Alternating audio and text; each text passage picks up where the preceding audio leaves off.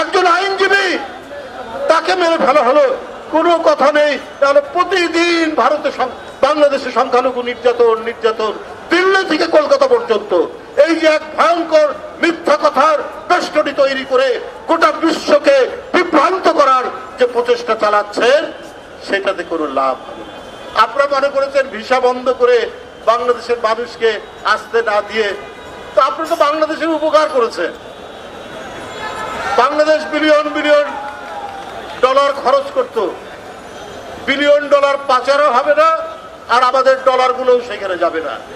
যে সমস্ত আমরা খাদ্যপণ্য আনতাম, চাল, পেঁয়াজ, চিনি, রসুন, আদা, এখন এদেশের লোকরা তারা আরো বেশি প্রচেষ্টা নিয়ে শ্রম দিয়ে সেগুলো উৎপাদন করবে, আমাদের ডলার সেখানে যাবে না, আমাদের ফরেন রিজার্ভ আরো বাড়বে।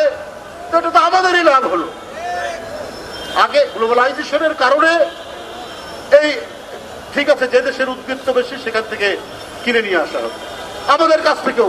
আমাদের বাংলাদেশে যে উন্নত মানের এবং সুস্বাদু ইলিশ মাছ পাওয়া যায়, সেই ইলিশ মাছের জন্য ভারতের লোকরা কাতর হয়ে থাকে যে বাংলাদেশের ইলিশ। তো বাংলাদেশের ইলিশ নেন কেন? বাংলাদেশের ইলিশের জন্য আপনাদের প্রাণ একেবারে ফেটে যায়। বন্ধুরা আমার, এরা হচ্ছে অত্যন্ত, আমি আগেই বলেছি, বিদ্বেষ পরায়ণ। এরা বাংলাদেশের মানুষকে মোটেই পছন্দ করে না। আজকে যে বিদ্যমান পরিস্থিতি, আজকে যে এই যে ভিসা বন্ধ করে দেওয়া, আমাদের সীমান্ত সমস্ত কিছু বন্ধ করে দেওয়া, আমি বলেছি এটা তো আরো ভালো, কারণ আপনাদের ওখান থেকে ফেন্সিডিল আসতো, সেই ফেন্সিডিল আসবে না। ইয়াবা আসতো, সেই ইয়াবা আসবে না। আপনারা এটা নানাভাবে এগুলো পাচার করতে, সেই দিক থেকে বাংলাদেশ আরো বেশি আপনার তার যে তরুণ সমাজ, যুব সমাজ আরো প্রস্ফুটিত হয়ে উঠে। যাই হোক, আজকের এই যে তিনটি সংগঠন, যুবদল, স্বেচ্ছাসেবক দল, ছাত্র দল, এটি শান্তিপূর্ণ প্রতিবাদ। এই শান্তিপূর্ণ পদযাত্রা অত্যন্ত সুশৃঙ্খল ভাবে থাকবে, কারণ পার্শ্ববর্তী দেশ প্রতি পদে পদে প্রতি মুহূর্তে তারা নাশকতার ভিন্ন প্রচেষ্টা চালাবে। তাদের ঔদ্ধত্য এমন পর্যায়ে তারা চট্টগ্রামকে ভারতের অংশ বলে দাবি করবে বলেছে। এই পরিমাণ তাদের ঔদ্ধত্য গেছে। তো আমরা আমাদের মিলিত শক্তি, তারুণ্যের শক্তি নিয়ে আমরা যে ঠিক আছে, তোমরা চট্টগ্রাম দাবি করবে কি কারণে? তোমরা যদি ওইটা দাবি করতে পারো, তাহলে আমরাও দাবি করব আমাদের নবাব সিরাজউদ্দৌলার বাংলা, বিহার, উড়িষ্যা ফেরত দাও আমাদেরকে। আমাকে ওইটা ফেরত দিতে হবে, আমরা ওইটার জন্য দাবি করছি। এই সমস্ত ফাঁপা এবং ফাঁকা আওয়াজ দিয়ে কিছু হবে না। আমরা একেবারে নিরালম্ব নই, অবলম্বনহীন নই। আমরা বাংলাদেশের মানুষ, আমরাও সর্বোচ্চ প্রযুক্তি ব্যবহার করতে জানি।